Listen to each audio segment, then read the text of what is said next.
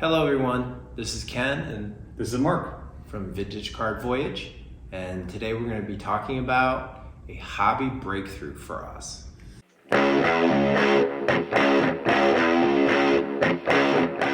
So I think the place I want to begin is to just go back in the past a little bit and talk about some mistakes we've made. Yeah.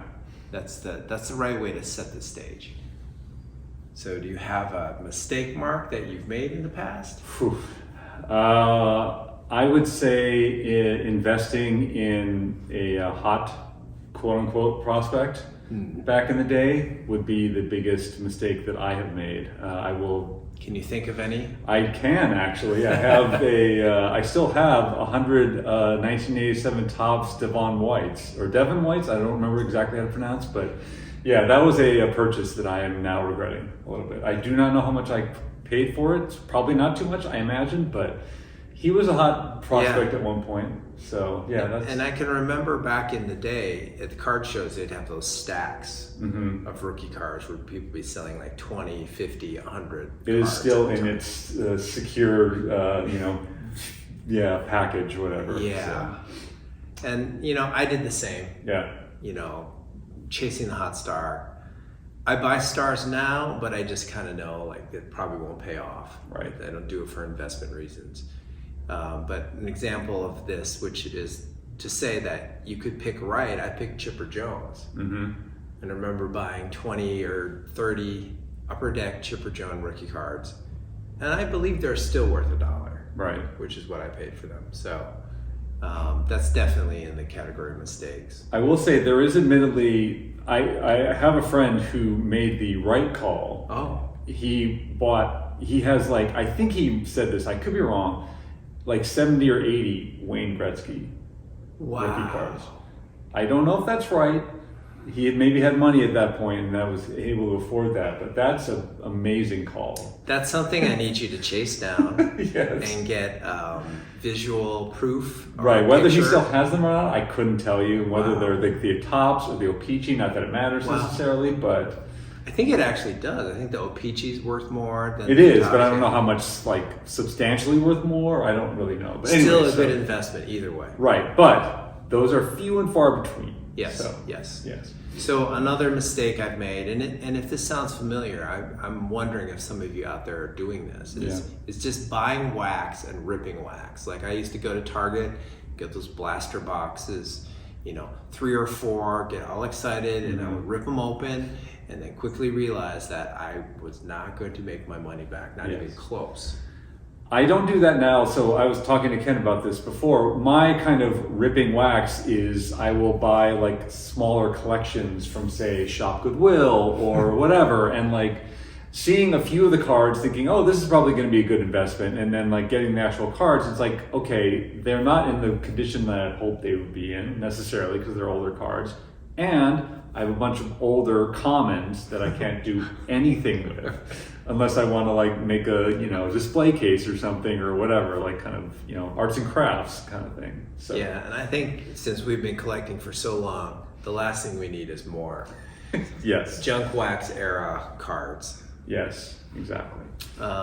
So another mistake, one that I made for decades, was setting these artificial budgets in my head.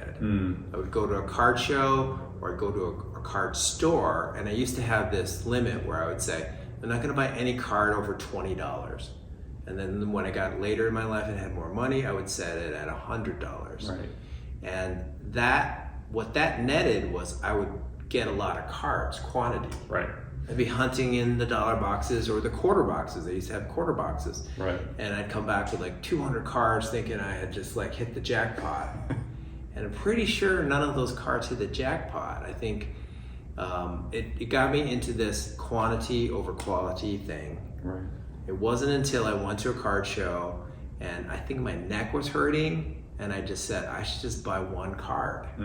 So you'd have to be bending over and looking at stuff. Yeah. And I decided to buy a 1962 Topps Jim Brown card. Nice. Because I love that design. I don't know if you remember that design. It's like a 3-panel design. Yeah. And I still have that card to this day. Got it graded. It didn't grade that well, but I'm sure I made my money back. And just was much more happy with the quality over quantity. Right, definitely. I didn't remember, like, again, when I was a kid, it was just like, what money do I have available to me? Like, $10, $20 maybe kind of thing. And then like now I don't really, I bring a certain amount and I don't go over that cash wise. I don't want to use a credit card or PayPal or whatever. So I kind of like set a limit of like, okay, I'm going to spend this much. If I don't spend anything, fine. If I do spend a little, whatever. But yeah, it's true. It's a mistake I can easily see people making. Yeah, and I'm not saying like you should go in without any dollar limit. Right.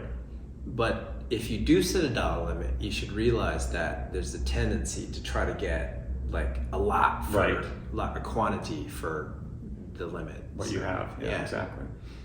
And then the last mistake I'll share with people is going to card shows and shopping without any goal and no list. Right. So you don't go in there with something specific that you want to purchase.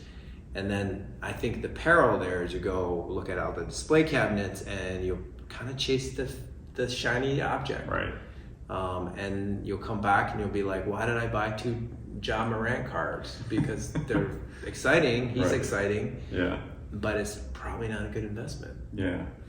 Again, when I was younger, it was kind of like I was looking for whatever I saw that was within that budget that I had and just would buy it. Or, whatever, if I found tigers, I would get that usually. But now I definitely am going with lists because it's like, if not, you're just wandering going like, what do I want? I don't know. Yeah.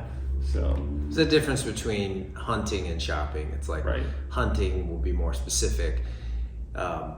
Which gets us to the realization or the breakthrough or whatever you want to call it, which is vintage. I think it's the most stable investment. Yes. It's the one that I have found leads to more happiness because it retains value. You're not disappointed in it down the line. Right. There's not going to be a Willie Mays scandal that we're aware of. Right. Yes. So it's just way more stable and retains its value. So that's the realization. And that even if you're not necessarily looking, a lot of these mistakes that we did make, I think were financially driven mistakes. And so if you're looking specifically like to turn a profit or whatever, you're going to be that's not going to be, you're not going to win a lot of the time. Yeah. And so part to this realization as well is it's just more fun. It's just to aim for fun. Like look for what you want to do and make, for your collection or whatever, or your PC, what have you. Yeah, so it's leaning into the collecting side. And for us, we both grew up collecting, hoping to open a pack, not for the investment, but for me it was, can I get a Montreal Expo out of this pack? Right. That was the main thing, is to collect my team and then to collect the set. That's something I worry is being lost in the hobby now. It's like everyone's looking for that. They do breaks or they get boxes and they hunt down the 101 or the patch cards or whatever's hot. Yeah. Yeah. So that's just some advice from some older people in the hobby who might have learned things over the years. But if you are still looking for some vintage cards, which is our advice, I'd say. We did a video about affordable rookie card options by decade, so check that out here. And if you could, like and subscribe. Thanks, everyone. Thank you.